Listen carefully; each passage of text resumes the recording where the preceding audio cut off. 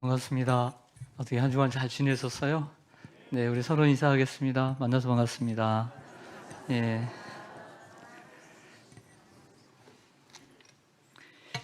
지난 한 주간은 날씨가 참 변화무쌍했습니다. 30도가 훨씬 넘는 무더위도 있었고요. 그리고 72년 만에 우리 한반도를 관통하는 태풍 카눈의 영향으로 비바람의 방향을 우리가 예의주시해야 했던 아주 막막한, 그리고 또 염려도 된 이런 한 주간이었습니다. 그럼에도 불구하고 이러한 태풍을 극복하고 더위를 무릅쓰고 또 하나님 앞에 나올 수 있도록 인도해 주신 하나님께 감사를 드립니다. 우리의 인생도 마찬가지입니다. 우리는 늘 맑은 날을 기대하지요. 하지만 매일 맑은 날만 있다면 우리의 인생이 사막이 될 것을 하나님은 아십니다. 그래서 우리의 인생에 비도 내려주시고 바람도 주시고 그러시는 겁니다. 그러므로 우리는 환경을 바꾸려고 애쓰지 말고 그 환경을 극복하기 위한 대안을 찾기 위해서 살아가는 것이 더욱더 지혜로운 것입니다. 사도 바울은 그 대안으로 속사람이 강건해야 함을 알았고 또 성령의 능력으로 속사람이 강건하게 되기를 기도했습니다. 이것이 오늘 첫 번째 바울의 기도입니다. 오늘 본문은 참 유명한 본문입니다. 어떤 의미에서 유명한 본문이냐면 바울은 바울의 서신에서 편지만 쓴 게 아니라 군데군데 기도를 넣어요. 내가 이렇게 기도하노라. 바울의 아도 핑크라고 하는 분은 이 바울의 기도만을 이렇게 두꺼운 책으로 만들어냈습니다. 그럴 정도로 바울 서신에는 바울의 기도가 많아요. 근데 특별히 데살로니가 전후서를 제외하고 또 에베소서에는 기도가 한 번 들어가 있는 것이 아니라 두 번이나 나타나는 것을 보게 됩니다. 데살로니가 전후서는 그래도 그 중간에 짧게 기도가 들어가는데 에베소서 같은 경우에는 처음 1장에서 기도가 있었잖아요. 그리고 난 다음에 오늘 3장에 가서 좀 더 긴 본문의 기도를 하고 있죠. 특별히 이 오늘 본문의 기도는 우리 성도님들이 무척 좋아하는 기도예요. 그리고 우리 성도님들이 잘 알고 있는 기도입니다. 여러분들 혹시 에베소 1장에서 사도 바울이 기도했던 첫 번째 기도 생각나세요? 첫 번째 기도. 잠시 다시 한번 상기시켜 드린다면 우리 그리스도인에게도 삶의 우선순위가 있습니다. 그것은 먼저 그의 나라와 그의 의를 구하는 것이죠. 그리하면 이 모든 것을 너희에게 더하여 주시리라. 그런 것처럼 바울에게는 항상 기도의 우선순위가 있었습니다. 그래서 제가 기도의 우선순위라는 제목으로 그 기도를 설교를 했어요. 기도의 우선순위는 뭐냐? 하나님을 아는 것이다. 하나님, 저들이 하나님을 알게 해 주옵소서. 그리고 그 기업의 풍성함이 무엇인가를 알게 하옵소서. 계속 알게 해달라는 기도가 첫 번째 기도였어요. 그래서 모든 기도의 우선순위도 하나님을 알게 하는 기도다라고 할 수가 있는 거죠. 그렇다면 바울의 두 번째 기도는 어떻게 시작하고 있을까요? 오늘 본문 에베소서 3장 14절 15절을 여러분 성경을 통해서 보겠습니다. 이러므로 내가 하늘과 땅에 있는 각 족속에게 이름을 주신 아버지 앞에 무릎을 꿇고 비노니 아멘. 사도 바울은 하늘과 땅에 모든 이름을 주신 모든 각 족속에게 이름을 주신 아버지께 기도를 하고 있습니다. 우리 하나님은 이 세상에 존재하는 모든 인류, 모든 족속의 창조주이시고요. 그리고 믿는 자들의 아버지가 되심을 볼 수 있습니다. 하나님은 우리의 아버지시죠. 그래서 예수님께서 제자들이 그러죠. 우리에게도 좀 기도를 가르쳐 주세요라고 하니까 뭐라고 가르쳐 주셨습니까? 하늘에 계신 우리 아버지요. 이렇게 기도를 가르쳐 주셨죠. 바울은 자신이 무릎을 꿇고 기도한다고 밝히고 있습니다. 목회자의 양심상 무릎을 꿇지 않고 기도하면서 무릎을 꿇는다고 나 봐라. 나는 무릎도 꿇지 않는데 무릎을 꿇는 양 너희에게 편지 쓴다. 이렇게 하지는 않잖아요. 이게 목회자의 양심이 아니잖아요.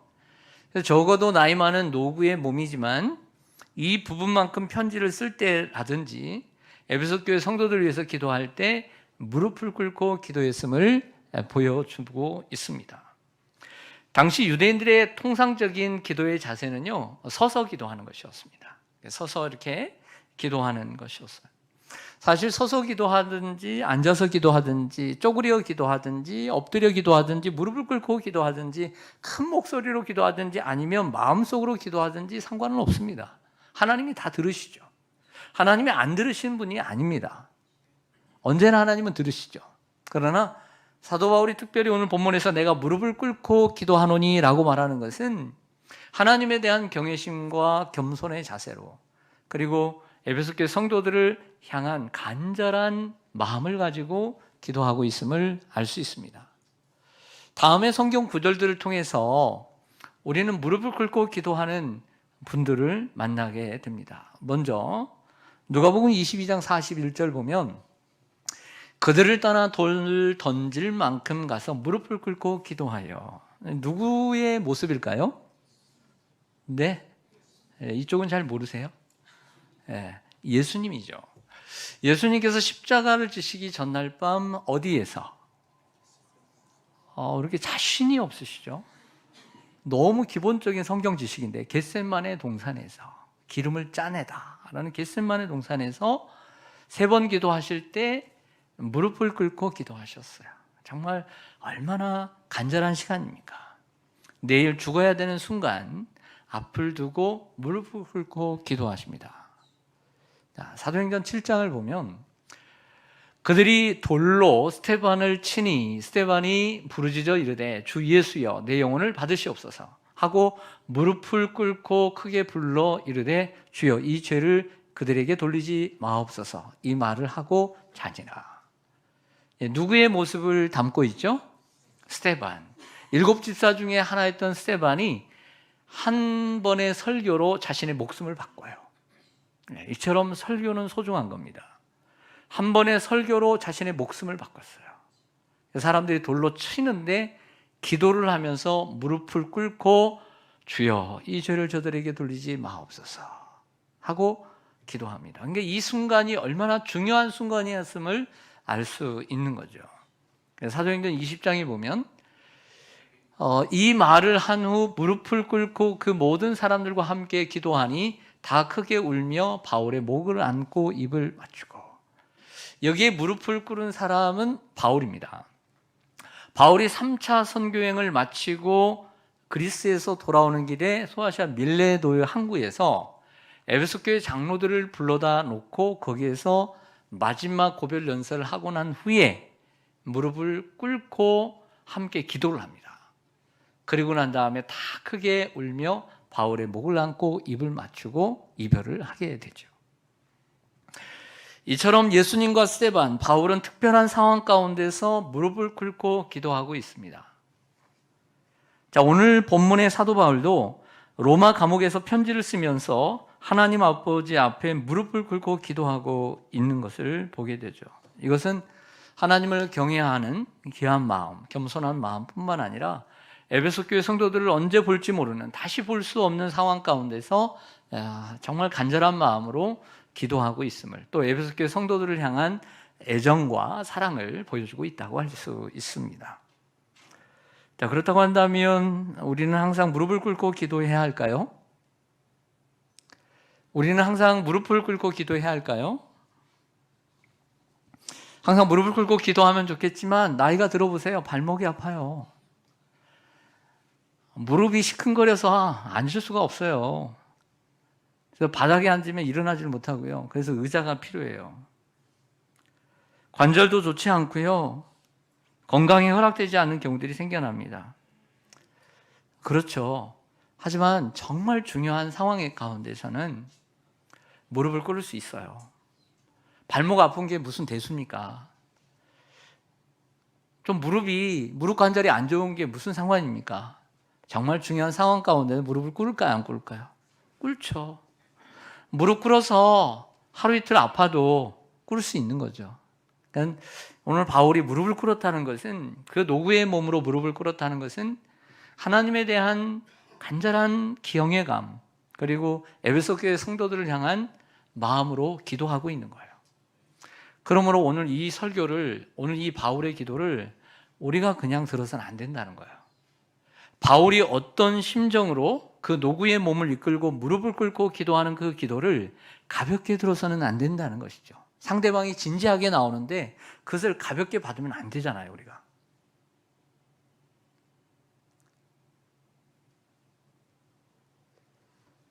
정말 중요한 기도를 할 때 그 아픔을 무릅쓰고 무릎을 꿇고 간절히 기도할 때가 있습니다. 우린 여기서 기도를 한 수 배우게 됩니다. 내용으로 들어가기 전에 오늘 본문은 누구에게 기도를 했는가? 하나님 아버지 앞에 기도해야 합니다. 그리고 어떤 자세로 기도를 했는가를 배웠습니다. 이를 통해서 우리가 기도를 한 수 배우게 됩니다. 기도를 함에 있어서 중요한 건 내용입니다. 내용은 정말 중요합니다. 기도를 이렇게 딱 들어보면 이상한 기도를 하는 사람들이 있어요. 이상한 기도. 오늘 장로님 너무 잘하셨는데 정말 필요 없는 기도, 쓸데없는 기도, 아니면 성경에 맞지 않는 비성경적인 기도를 할 때가 있어요. 기도의 내용은 대단히 중요합니다. 그런데 그 기도의 내용만큼이나 중요한 것이 있다면 기도의 자세예요. 기도하는 사람의 태도. 언제나 여러분 가장 중요한 건 사람이잖아요. 오늘 찬양을 잘했습니다. 그러나 가장 중요한 것은 사람들에게 나 찬양을 잘합니다, 이게 중요한 것이 아니라 찬양하는 마음의 자세가 중요하잖아요. 오늘 설교를 내가 잘해야 되겠다, 성도들이 은혜 받게 해야 되겠다, 이런 자세보다 설교하는 설교자가 가장 중요하잖아요. 오늘 여러분들 예배를 드립니다. 오늘 예배 순서가 중요합니까? 그렇지 않죠. 그 내용 또한 중요합니다. 과정 또한 중요합니다. 그러나 가장 중요한 사람은 여러분입니다. 여러분의 마음 자세입니다. 예배를 드리는 태도입니다. 항상 사람이 가장 중요합니다. 무엇을 하든지 자세가 중요합니다. 태도가 중요한 것입니다.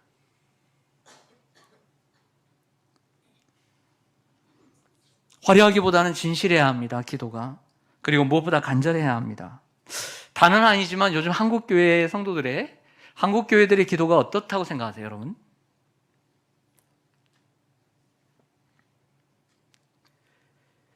옛날만큼 간절하다고 생각하세요? 그렇게 생각하는 분 한 분도 안 계실 것입니다. 하나님이 기뻐하시는 기도는 시대와 상황에 따라서 변하지 않아요. 어제나 오늘이나 영원토록 변함없으신 하나님은, 하나님이 기뻐하시는 기도는 언제나 변함이 없어요. 진실해야 되고 간절해야 합니다. 그래서 오늘 시편 145편 이 말씀을 참 좋아하는데요, 우리가 항상 이런 자세를 가지고 기도를 했으면 좋겠어요. 여호와께서는 자기에게 간구하는 모든 자, 곧 진실하게 간구하는 모든 자에게 가까이 하신다.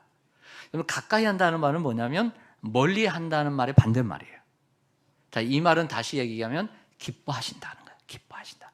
어떤 사람의 기도를 기뻐하시냐면 진실하게 간구하는 자의 기도를 기뻐하신다. 하나님이 기뻐하시는 기도는 진실한 기도예요. 또 그를 자기를 경외하는 자들의 소원을 이루시며 그들의 부르짖음을 들으사 응답하시리로다. 부르짖으려면 우리 속에 간절함이 있어야만 되는 거죠. 간절함도 없는데 어떻게 부르짖습니까? 간절함이 있어야 돼요. 이런 기도를 하나님이 기뻐하신 줄 믿습니다. 그래서 항상 이런 말씀들을 항상 마음에 새기면서 우리의 기도가 여기에서 벗어나지 않도록 항상 노력하기를 소망합니다. 이제 바울의 기도로 들어가고 내용으로 들어가 보겠습니다. 바울의 기도를 들어가기 전에 이 기도의 내용을 어떻게 구조를 나눌 것인가부터 난관에 봉착하게 됩니다. 크리스 카라구니스라고 하는 신학자는 이 바울의 기도를 기본적인 간구와 예상되는 결과 두 부분으로 나눴습니다. 존 소트라고 하는 신학자는 오늘 본문의 기도를 네 가지로 구분을 했어요.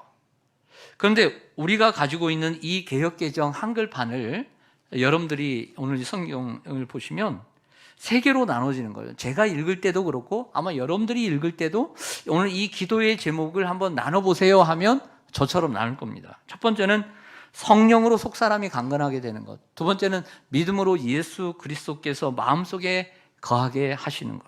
셋째는 사랑 가운데서 뿌리가 바뀌고 터가 굳어져서 그리스도의 사랑을 알고 하나님의 모든 충만으로 충만하게 되는 것. 이렇게 세 가지로 구분을 하게 돼요. 우리 한글 성경을 보게 되면. 하지만 헬라어 본문을 보면 그렇지가 않아요. 목적을 나타내는 헬라어 히나라고 하는 이 히나가 17절 그리고 18절, 19절 하반절에 한 번씩 사용되고 있습니다. 이 히나라고 하는 단어를 통해서 기도의 내용을 세 가지로 나눌 수 있는데 한글 개역판에서 나눌 수 있는 기도의 구분과는 조금 다릅니다. 저는 이 방식을 따라 설교를 준비했고요. 오늘은 첫 번째 기도의 제목만 오늘 다루고요. 두 번째와 세 번째 기도의 제목은 다음 주일에 다루도록 하겠습니다. 첫 번째 기도의 제목은 속사람을 강건하게 하옵시고입니다. 따라하겠습니다. 속사람을 강건하게 하옵시고. 에베소서 3장 16절 17절 같이 한번 읽겠습니다. 시작. 그의 영광의 풍성함을 따라 그의 성령으로 말미암아 너희 속사람을 능력으로 강건하게 하시오며 믿음으로 말미암아 그리스도께서 너희 마음에 계시게 하시옵고 너희가 사랑 가운데서 뿌리가 박히고 터가 굳어져서. 아멘.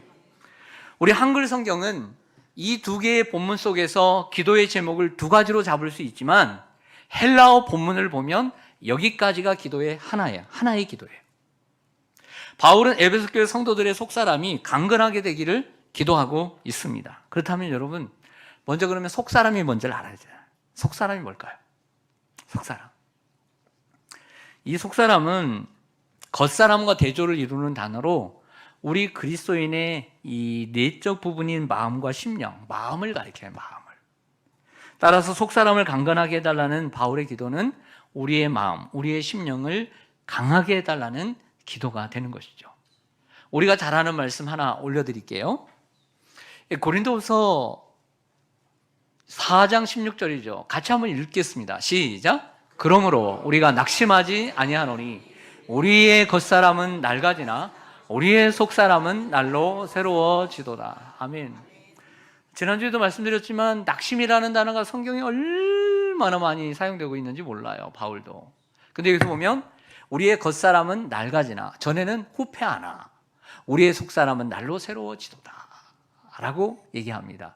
그러니까 속사람의 반대말은 겉사람이고 여기에 겉사람을 보면 이 겉사람이 뭐 같아요? 우리 육체의 몸. 그러니까 당연히 속사람은 뭐가 되겠어요? 마음이 되는 것이죠. 네, 마음이 되는 거예요. 바울은 자신의 몸이 나이가 들어 낡아지지만 마음은 날로 새로워진다라고 고백하고요. 육체적으로 시들어가지만 마음 곧 속사람이 강건한 사람이었음을 알 수가 있습니다. 아름다운 꽃도 필 때는 싱싱합니다. 하지만 시들 때는 초라하죠. 우리의 몸도, 사람의 몸도 정말 젊은 청춘의 때는 예쁘고 아름다워요. 자랑하고 싶죠. 그냥 나이가 들어보세요. 시들어지고 낡아지게 되는 거예요. 그러나 여기서 속사람은 바로 그 겉사람과 대조되는 우리의 마음, 심령을 가리키는 것입니다. 여러분들에게 중요한 질문을 하나 드리겠습니다. 여러분, 겉사람이 중요할까요? 속사람이 중요할까요? 그럼 정말 그렇게 중요하다고 생각하고 사세요? 요즘처럼 건강과 외모에 집중하고 건강과 외모에 관심을 갖고 살았던 시대가 없어요. 역사적으로.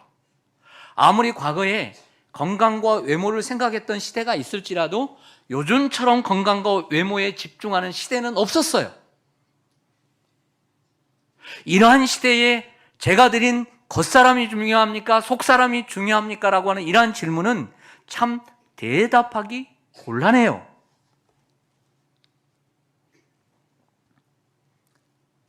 요즘 사람들을 보면 건강을 위해 투자를 아끼지 않습니다. 좋은 음식을 먹고 체계적인 운동을 할 뿐만 아니라 외모를 위해서도 많은 투자를 하는 것을 보게 됩니다. 그런데 과연 우리에게는 무엇이 중요할까요? 그리고 우리의 건강을 좌우하는 것은 겉사람일까요? 속사람일까요? 자, 의학계 연구에 따르면 음식과 운동이 우리의 건강에 미치는 영향은 25%밖에 되지 않는데요. 그렇다면 나머지 75%는 무엇이냐? 의학계의 말이에요. 마음이에요. 의사들은 우리 몸에 병균, 바이러스가 침입해서 병에 걸리는 것이 아니라 침입한 병균을 막는 면역 체계가 저하될 때 병에 걸린다고 합니다.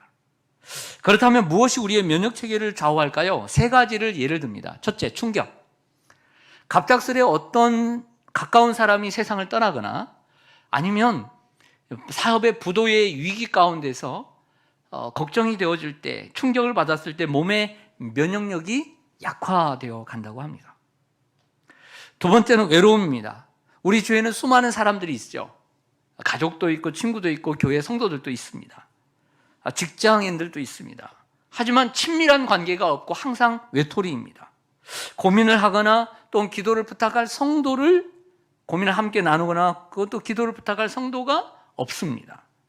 혼자서 모든 것을 해결해야 합니다. 이럴 때 몸의 면역력이 떨어진다고 합니다. 세 번째는 상실감입니다. 어느 날 갑자기 갱년기인지는 모르겠지만 살기가 싫어집니다. 삶의 의욕을 상실하게 됩니다. 살기가 싫어요. 그리고 내가 지금 열심히 해왔던 일들에 대한 의미를 찾지 못해요. 내가 왜 이 일을 해왔나 생각을 할 때 의미가 없어집니다. 이럴 때 몸의 면역력이 떨어진다고 합니다. 충격과 외로움 그리고 상실감, 이 세 가지는 여러분 모두 겉사람일까요? 속사람일까요? 속사람입니다. 속사람이 나약해질 때 건강조차 유지하기 힘들다는 결론입니다. 하나님은 성경 어디에도 우리의 환경을 강조하지 않았습니다. 하나님은 성경 어디에도 환경을 강조하지 않았습니다. 하나님은 언제나 우리의 속사람을 강조하셨습니다. 주위를 둘러보세요. 돈도 있을 만큼 있고 배운 것도 배울 만큼 배웠고 그리고 건강하고 부족한 것 없다고 생각되는 이런 사람들이 있다고 가정합시다. 다 행복합니까? 행복하지 않습니다. TV 브라운관에 나오는 그 연예인들이 행복할 것 같습니까? 배울 만큼 배우고 저 명예를 얻고 권위를 얻은 저 정치인들이 행복할 것 같습니까? 나이가 들어도 속사람이 강건하면 얼마든지 행복할 수 있습니다. 성경이 예를 들자면 사울왕은요, 그 시대에 외모적으로 볼 때 너무너무 멋진 사람이었어요. 정말 훤칠한 외모를 가지고 있었고 머리도 하나 더 있을 정도로 키도 크고요. 근데 이스라엘의 왕까지 했어요. 왕이면 돈도 있을 거고요, 여자도 있을 거고요, 먹을 것도 마음대로 먹고요, 권세를 가지고 있었을 거예요. 근데 성경에 기록된 사울의 인생을 보면 행복하지 않아요. 왜 그런 줄 아세요? 속사람이 건강하지 않았기 때문에 그래요. 내면이 꽉 차지 않았기 때문에 그래요. 내면이 꽉 차지 않으면 우리의 삶에 돈도 생기고 환경도 좋아져도 행복을 누리지 못해요. 거짓 행복을 쫓아다니고 살아가게 되는 거죠. 사울은 불행했습니다. 그 이유는 속사람이 건강하지 못했기 때문이죠. 사울은 보세요. 성경을 잘 보세요. 우울증에 빠져 살았습니다. 열등감에 사로잡혀 주위 사람들과 좋은 관계를 유지하지 못했고 불안한 삶을 계속해서 살았습니다. 그러나 반면 다윗은 그 사울에게 또 압살롬에게 많이 쫓겨다녔지만 그 어려운 시간을 감당할 수 있었어요. 왜냐하면 그가 속사람이 강했기 때문에 그런 거예요. 여러분들은 속사람이 강합니까? 안 강합니까?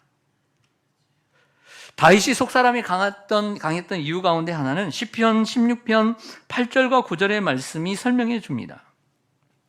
함께 읽겠습니다. 시작. 내가 여호와를 항상 내 앞에 모심이여 그가 나의 오른쪽에 계심으로 내가 흔들리지 아니하리로다. 이러므로 내 마음이 기쁘고 나의 영도 즐거워하며 내 육체도 안전히 살리니. 아멘. 다윗이 여호와를 항상 앞에 모시고 사니까 여호와께서 좌우에 다 계시는 거예요. 그래서 내 마음도 기쁘고 영도 즐거워하고 육체도 강건해지고. 예. 어찌 다윗이라고 힘들지 않았겠습니까? 이 시편의 절반 70편이요 다윗의 시편이에요. 다윗의 시편을 읽어보면요 얼마나 힘들었는지 몰라요. 얼마나 불안해했는지 몰라요. 그리고 그 원수를 죽이고 싶을 정도로 분노가 치밀어 왔다는 것을 성경은 기록해주고 있어요. 다윗이라고 우리와 다르지 않아요. 그런데 다윗은 그 가운데 범죄하지 않아요. 믿음으로 삶을 살아가죠. 왜냐하면 여호와를 항상 앞에 모시고 살아갔기 때문에 마음에 평안함을 누리고 강건함을 얻어요. 영이 늘 살아있어요. 죽지 않아요. 환경은 어려워도 영이 늘 살아있어요. 그래서 육체도 강건하게 된 줄로 믿습니다. 마음을 넓히고 속사람을 강건하게 할 때 이 순간들을 이겨낸 것입니다. 요즘 여러분들을 힘들게 하는 일이 있습니까? 요즘 여러분들을 힘들게 하는 일. 마음을 넓히고 속사람을 강건하게 하셔서 이겨내시기를 주님의 이름으로 간절히 축원합니다. 자, 그렇다면 우리의 속사람이 강건하게 되어야 된다는 걸 알았습니다. 그렇다면 우리의 속사람은 어떻게 강건하게 될까요? 속사람을. 예, 속사람을. 얼굴이야 좀 뜯어 고칠 수도 있고, 주사도 맞을 수 있고 한데, 이 마음에다가 주사라도 꽉 놔주면, 이게 마음이 담대해지고, 그러면 참 좋겠죠. 몸이 약간 주사 맞잖아요. 그러면 좀 힘이 세질 거 아니에요. 나아지고, 잠깐이라도 여기 아팠던 때가 마취 주사 맞으면 어때요? 안 아프죠. 그럼 마음도 아프잖아요. 그때 마음에 놓는 주사라도 있으면 그 아픈 마음이 조금 어떨 것 같아요? 예? 나아지겠죠. 근데 그런 주사가 없잖아요. 예. 눈을 감고도 말씀을 잘 듣는 분들이 계셔가지고 대단히 신통합니다. 예, 눈을 감고 말씀을 잘 듣는 신통. 예. 오늘 다시 본문으로 돌아가면 그 답을 얻을 수 있죠. 에베소서 3장 16절. 그의 영광의 풍성함을 따라 그의 성령으로 말미암아 너희 속사람을 능력으로 강건하게 하시오며. 답이 나오죠. 성령으로 말미암아 우리의 속사람이 강건하게 된다. 바울이 가르쳐주고 있는 거죠. 뒤에 구절까지 함께하면 성령의 능력으로 우리의 속사람을 강건하게 할 수 있다. 단편적인 예로요, 여러분들, 성령은 구약 시대에도 있었지만 본격적으로 예수님이 약속하신 대로 예수님이 승천하시고 난 후에 10일 후에 오순절날 내리게 됩니다. 그런데 이 상황 전에 사복음서 속의 제자들은 예수님을 따른다고 하면서도요, 예수님이 붙잡히자 도망을 쳐버렸어요. 베드로라고 하는 제자는 3번이나 그 여인, 조그만한 이 계집종 앞에서 3번이나 모른다고 부인을 합니다. 심령이 강한 거예요, 약한 거예요? 약한 거죠. 영적 심령이 약한 거예요. 그런데 이랬던 이들, 누가 참 잡으러 올까봐 막 문을 꽉 닫고 막 있었던 이 제자들이 성령을 받아요. 성령을 받고 난 다음에 사도행전 3장, 4장, 5장을 가보면요, 사람들이 때려 죽인 데에도 예수님이 부활을 전해요. 미쳤어. 완전 달라졌죠. 그리고 감옥에 쳐넣었어요. 그리고 때렸어요. 때린데도 나는 예수님만큼 내가 전하겠다고 해요. 달라졌어요, 안 달라졌어요? 마음이 강해졌어요, 안 강해졌어요? 뭐 때문에? 성령 때문에. 성령 하나 받은 것 때문에 달라졌단 말이에요. 이상하지 않습니까? 속사람이 강건하게 되는 것은 성령으로 강건하게 된다. 성령으로 속사람이 능력으로 강건하게 하옵시고, 이렇게 기도를 하고 있단 말이에요. 그러니까 바울이 그 답을 가르쳐주고 있어요. 자신 또한 성령으로 강하게 되어진다는 거죠. 바울의 삶은 정말 너무 고단스러웠어요. 그 고단한 삶 가운데 그의 심령을 늘 강하게 붙잡아 주었던 것, 낙심하지 않도록 해주었던 것, 성령이라는 것을 알았기 때문에 이렇게 기도하는 거예요. 성령 우리의 속사람을 강하게 해서 복음을 담대히 전하게 하고 모든 역경과 고난을 견디게 하십니다. 또한 박해와 고통 속에서도 믿음을 지키게 하실 뿐만 아니라 편안하고 안정된 삶 가운데서도 게으르고 나태하지 않도록 우리에게 소원을 두고 행하게 하시는 것이 성령의 능력인 것이죠. 우리는 진리의 말씀, 구원의 복음을 들었습니다. 듣고 난 다음에 우리에게 믿음을 생겨 예수 그리스도를 구주로 영접합니다. 그러면 성령이 찾아오셔서 인을 꽝 쳐주시죠. 그래서 우리가 하나님의 자녀가 됩니다.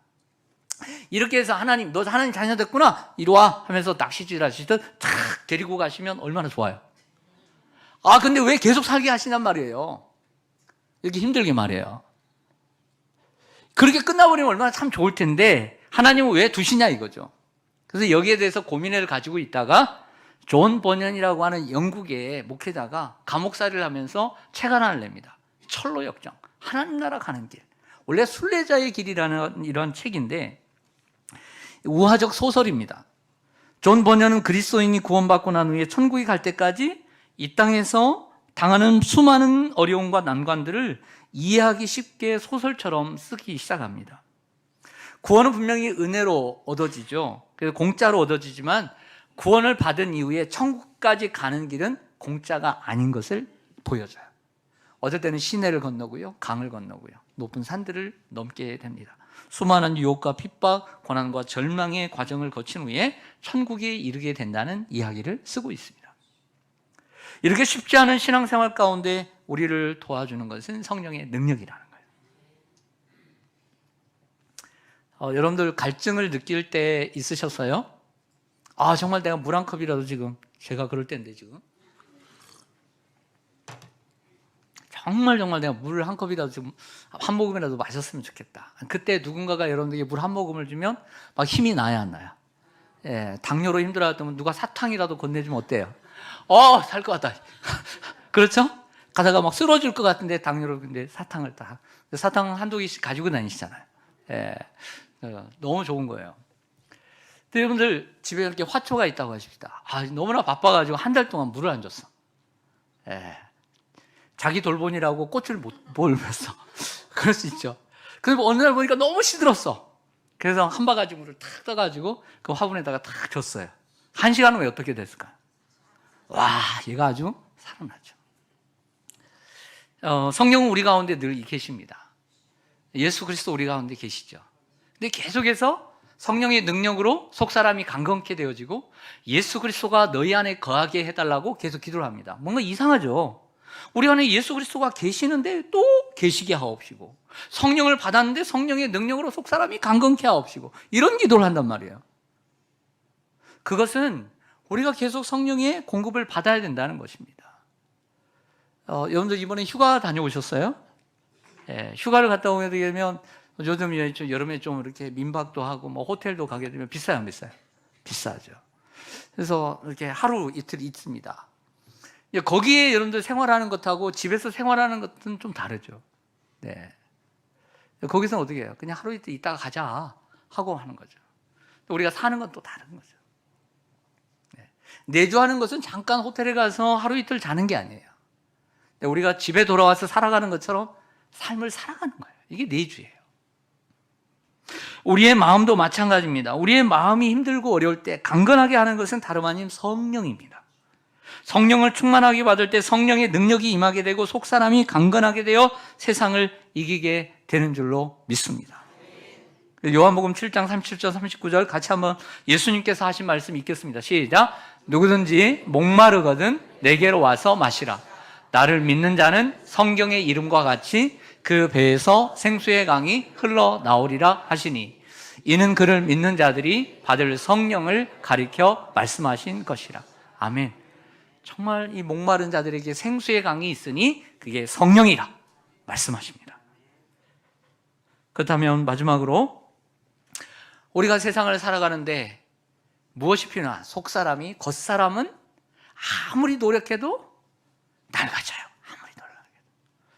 마이클 잭슨도 낡아져요. 그렇죠?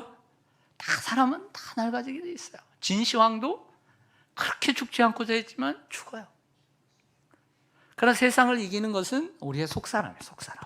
속사람이 강건하시길 바랍니다. 사람이 나이가 들고요, 아프고 그러면요, 금세 마음이 약해져요. 마음이 약해져요. 또 환경적으로, 물질적으로 어려워지게 되면 또 마음이 또 약해져. 열심히 일하다가 은퇴를 해버리게 되면 또 그때 또 마음이 약해져. 또 사랑하는 아내나 남편이 먼저 세상을 떠나게 되면 또 마음이 약해져. 그럴 때마다 우리에게 필요한 것은 심령이 강하게 돼야 돼요. 강해야 돼요. 근데 그 성령으로 어떻게 강해지느냐? 우리 그리스도인들은 성령의 능력으로 강해지시는 거죠. 할렐루야. 그러면 그 성령의 능력을 어떻게 받느냐? 아주 간단하게 말씀을 드리면 오늘 사도 바울의 기도에 있습니다. 그의 영광의 풍성함을 따라 성령으로 말미암아 너희 속사람을 능력으로 강건하게 하옵시고 그의 영광의 풍성함을 따라 그 근원을 이야기하고 있습니다. 우리가 사는 동안 어려운 환경만을 바라보지 말고 그 환경 너머에 계시는 하나님의 영광의 풍성함을 우리가 바라볼 때 성령의 능력을 얻게 될 줄로 믿습니다. 저 또한 성령의 능력이 필요합니다. 여러분도 성령의 능력이 필요한 줄로 믿습니다. 오늘 그러기 위해서 주님의 그 영광의 풍성함을 바라보기 위해서 이 더운 날씨에도 원근 각처에서 교회에 나와 예배를 드리는 거예요. 믿음은 결국 바라보는 것이죠. 믿음은 바라는 것들의 실상이요. 여호와를 앙망하는 자, 바라보는 자는 새 힘을 얻으리니 라고 말씀하십니다. 다윗이 쓴 시 한 구절을 읽고 오늘 설교를 마치겠습니다. 영화를 보면 요즘 영화들 끝에는 결론이 없어요. 결론은 영화를 보신 분들이 알아서 결론을 내리라고. 저도 오늘 이 한 구절로 여러분들에게 드릴 테니까 결론은 여러분들이 내리시길 바랍니다. 시편 63편 2절.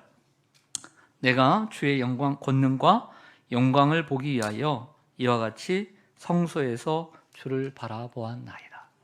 아멘. 같이 한번 읽겠습니다. 시작. 내가 주의 권능과 영광을 보기 위하여 이와 같이 성소에서 주를 바라보았나이다. 아멘. 기도하겠습니다.